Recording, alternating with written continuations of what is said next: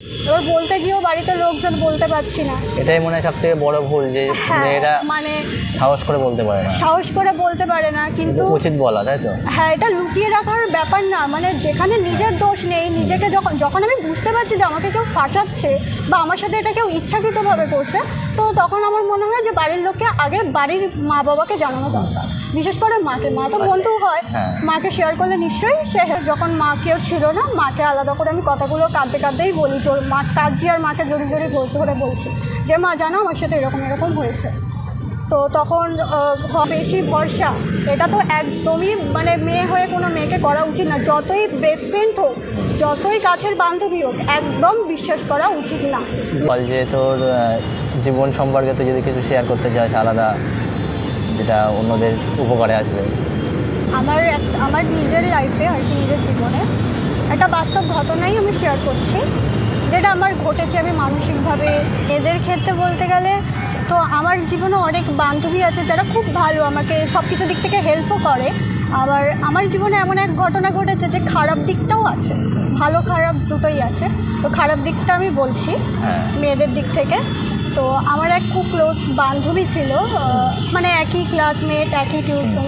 তো আমাদের বাড়ি যাওয়া আসা প্রায় মোটামুটি চলতো টিউশনির ক্ষেত্রে। তো এবার মেয়েটা হচ্ছে ফেসবুকে হচ্ছে, তখন স্কুল লাইফ, এই ঘটনাটা আমার সাথে ক্লাস 10-এ ঘটেছে। তো ও স্কুল লাইফ, তো সবার একটা পার্সোনাল করে ফোন তো আছেই।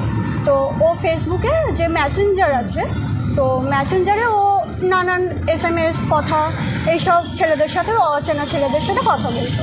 তো একদিন ও হচ্ছে এরকম কথা বলতো, আমরা সেটা জানতাম, আমরা কেউ কিছু বলতাম না, কারণ তার পার্সোনাল লাইফ আমরা বলার কেউ নই। তো যাই হোক, তারপর একদিন আমি মানে রাতে ঠিক 1টা কি 1:45 বাজে, তখন আমার ফোনটা এমনি সুইচ অফই থাকে। তো সেই দিন আমার মায়ের কল ঢুকবে, ফোন করেনি বলে টেনশন ছিল, তো ফোনটা খোলাই ছিল। এরকম রাতে আননোন নাম্বার থেকে একটা ফোন আসে। তো ফোন আসতেই থাকে, আমি ভাবছি কে এত ফোন করছে আননোন নাম্বার। আমি তারপর শেষ পর্যন্ত ফোনটা ধরলাম, ধরে আমাকে মানে ভদ্রভাবে কথা বললো না, জাস্ট নোংরা ভাষায় আমার সাথে কথাটা বললো।